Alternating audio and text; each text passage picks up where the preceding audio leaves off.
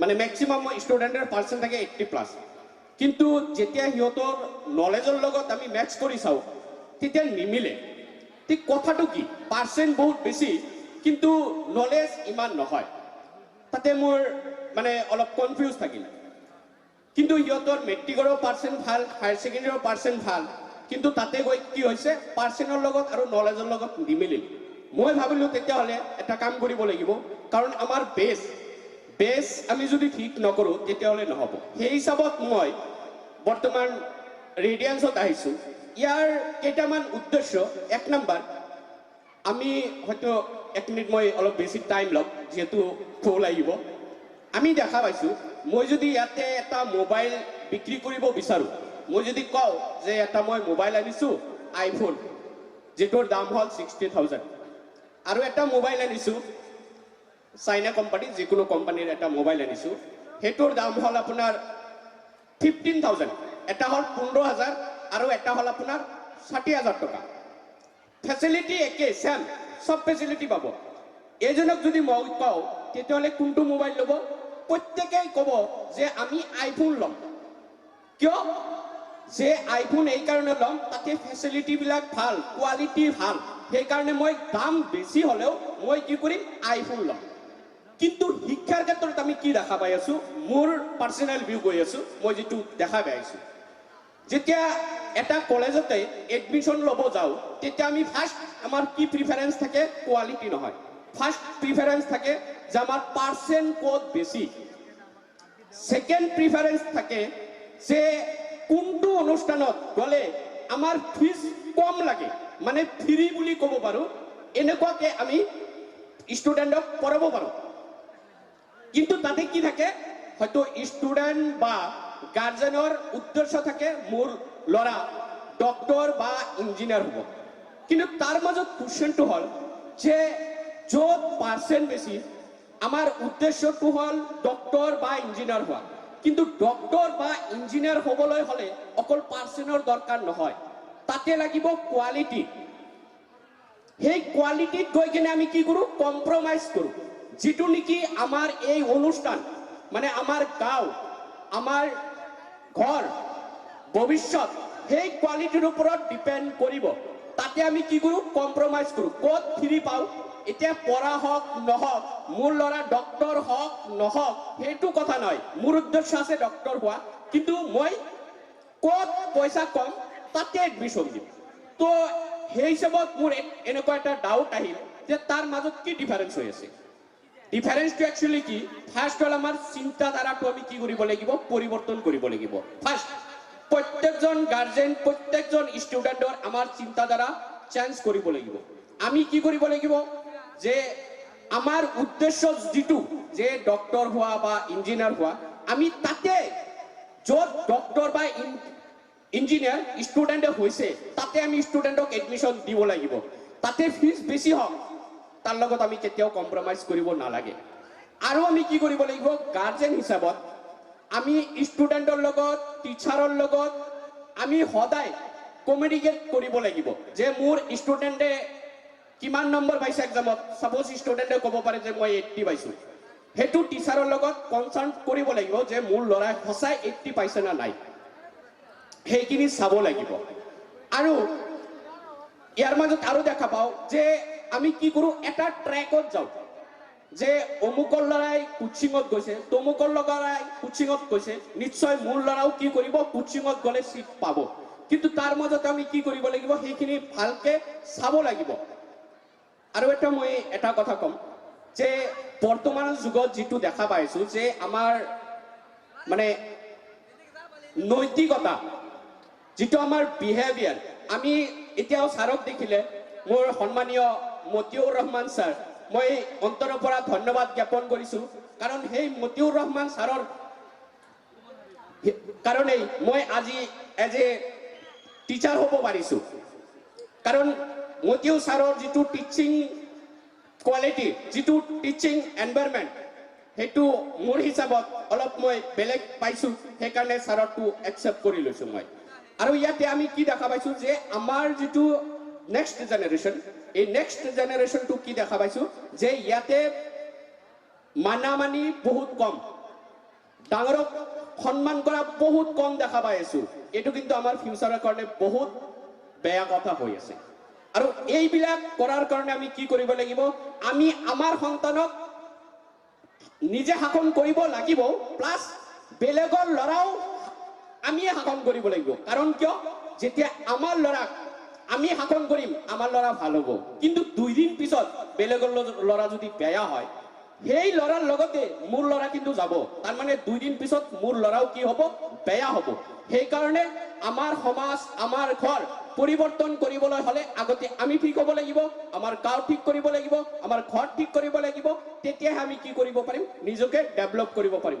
আৰু সেইটো হ'ল মেইন এডুকেশ্যন। শিক্ষা নহ'লে, শিক্ষা হ'ল আমাৰ নেক্সট জেনেৰেশ্যনৰ ফিউচাৰ। ধন্যবাদ। ধন্যবাদ, আপোনাক যথেষ্ট ধন্যবাদ দিছোঁ। আপুনি বহুত মূল্যৱান কথা কৈছে।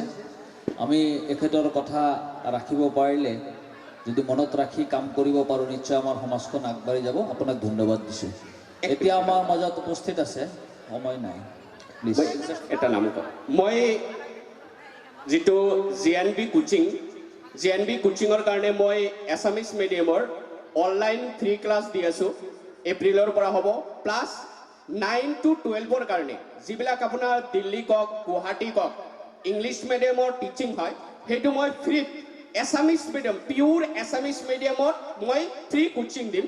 আৰু মোৰ ইউটিউব চেনেল আছে কনফিডেন্স, আত্মবিশ্বাস, সেইটো আপোনালোকে চাব পাৰিব। Thank you. আসসালামু আলাইকুম, নমস্কাৰ। মই আবুল বাছাৰ, মোৰ ঘৰ চিতুলিত। কিন্তু মই চিতুলিত LP পঢ়ি মই ক্লাছ 5ৰ পৰা ক্লাছ 12লৈকে এই বামুণডুংৰা উচ্চতৰ মাধ্যমিক বিদ্যালয়ত অধ্যয়ন কৰিছিলোঁ। মোৰ নানাৰ নাম মফিজুদ্দিন আহমেদ মাষ্টৰ। মফিজ মাষ্টাৰক চবেই চিনি পায়, সেইকাৰণে মই মোৰ নানাৰ নামটো মাতিছোঁ, মোক চিনি নাপাবও পাৰে। মই যিজন শিক্ষকক বেছিকৈ অনুসৰণ কৰিছোঁ, মতিয়াৰ ৰহমান BSc, পিছত MSc ডিগ্ৰী লৈছিলে। মই তেখেতৰ ঘৰত থাকিয়েই মই ইয়াতে শিক্ষা গ্ৰহণ কৰিছিলোঁ। তেখেতৰ দেউতাকে মোক বহুত মৰম কৰিছিল, আৰু তেখেতৰ ৱাইফ, মোৰ মামী, মোক তেখেতৰ ল'ৰাৰ নিচিনাকৈ মৰম কৰি মোক ৰাখিছিল। আই বিলং টু এ পুৰ ফেমিলি। সেইকাৰণে মই জাগিৰ থাকি ইয়াতে অধ্যয়ন কৰিছিলোঁ। ইয়াৰ পৰা হায়াৰ ছেকেণ্ডেৰী পাছ কৰিছিলোঁ। Actually I was not a good student.